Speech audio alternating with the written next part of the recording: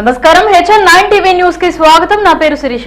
DRDA వైకేపీలో గత 23 సంవత్సరాలుగా పనిచేస్తుండగా regulation నోచుకోలేదు. ముఖ్యమంత్రి వైఎస్ జగన్మోహన్ రెడ్డి ప్రతిపక్షంలో ఉన్నప్పుడు నేను అధికారంలోకి వచ్చిన వెంటనే సెర్ఫ్ ఉద్యోగులను రెగ్యులర్ చేస్తానని హామీ ఇచ్చారని, అయినా గత 4 సంవత్సరాల నుంచి వేచి ఉన్నా ఎన్నోసార్లు మా సమస్యను రెగ్యులేషన్ గురించి వినతి పత్రాల ద్వారా తెలియజేసినప్పటికీ ప్రభుత్వం నిర్లక్ష్యం చేస్తోందని, కనీసం తెలంగాణ ప్రభుత్వంలో ఇచ్చినట్టుగా PSKలు ఇవ్వాలని కోరుతూ కర్నూలు కన్వీనర్ షేక్ అబ్దుల్ రెహమాన్ మాట్లాడారు. అలాగే మా డిపార్ట్మెంట్ చాలా మంది చనిపోయారని, కారుణ్య నియామకాలనేవి లేవని, అవి ఉంటే మా కుటుంబాలు చాలా సంతోషంగా ఉంటాయని అన్నారు. చాలా మంది మహిళలు పై స్థాయికి వెళ్లినా కూడా మేము కింది స్థాయిలోనే ఉన్నాం కాబట్టి మా ఉద్యోగులను వెంటనే రెగ్యులర్ చేయాలని ప్రభుత్వాన్ని కోరుతున్నట్లు కర్నూలు జిల్లా కో కన్వీనర్ అన్నారు.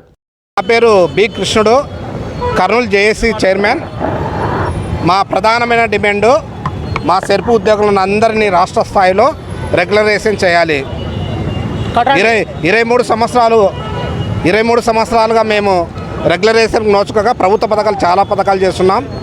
మన ముఖ్యమంత్రి జగన్మోహన్ రెడ్డి గారు ప్రతిపక్షంలో ఉన్నప్పుడు నేను అధికారంలోకి వచ్చిన వెంటనే సెర్పు ఉద్యోగులను రెగ్యులరైజేషన్ మాకు హామీ ఇచ్చినాడు. దాని పర్యవసానంగా ఈరోజు కూడా 4.5 సంవత్సరాలు వేచి ఉన్నాం. ఎన్నో మాటలు మా సెర్పు సంస్థకు మేము అర్జీ రూపకంగానే మేము తెలియజేయడం జరిగింది. వాళ్ళు రేపు చేస్తాం, ఎల్లుండి చేస్తాం కాలయాపన చేస్తున్నారు. 4.5 సంవత్సరం కూడా అయిపోయింది. కాబట్టి ఇమ్మీడియట్గా ఏంటంటే మనం రెగ్యులరైజేషన్ చేయాలి.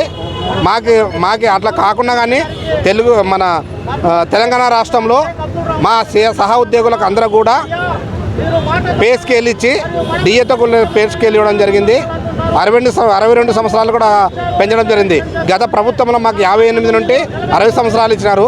ఈ ప్రభుత్వంలో 60 నుండి 62 సంవత్సరాలు ఇవ్వడానికి ప్రభుత్వం చాలా వెనకాడుతుంది. ఇది హేమమైన చర్య. కాబట్టి మేము అన్ని ప్రభుత్వ యాక్టివిటీగా చేస్తున్నాం, కానీ మీరు మా వాళ్ళు కాదన్నట్టు మనల్ని చాలా నిర్లక్ష్యం చేస్తున్నారు. మేము కొన్ని కోట్ల మహిళలతో పనిచేయడం జరుగుతుంది.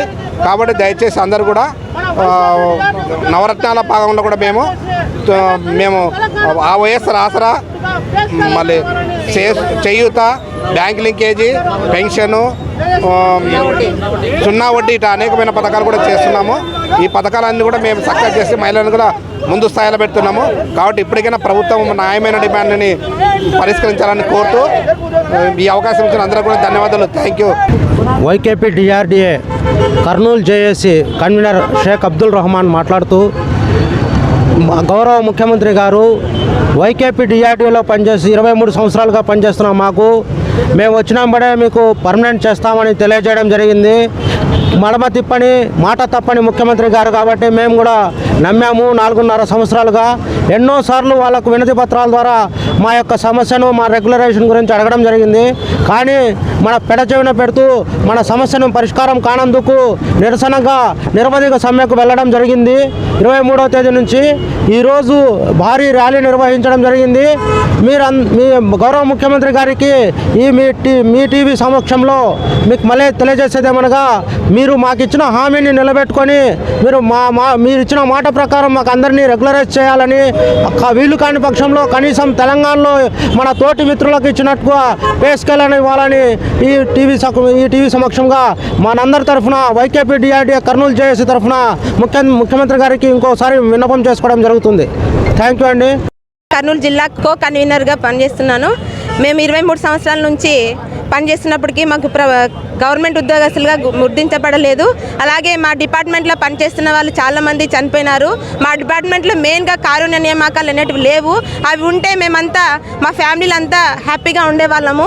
చాలామంది మన మహిళలను పైకి తెచ్చినప్పటికి కూడా మేమందరూ కింది స్థాయిలోనే ఉన్నాము. కాబట్టి గవర్నమెంట్కి ఒకే ఒక్క ప్రధానమైన డిమాండ్తో ముందుకెళ్తున్నాం సార్. మేము మమ్మల్ని అందరినీ కూడా వెంటనే రెగ్యులరైజ్ చేయాలని సీఎం జగన్ అన్న కోరుతున్నాం సార్. మరిన్ని అప్డేట్స్ కోసం మన HN9 టీవీ ఛానల్ని సబ్స్క్రైబ్ చేసుకోండి.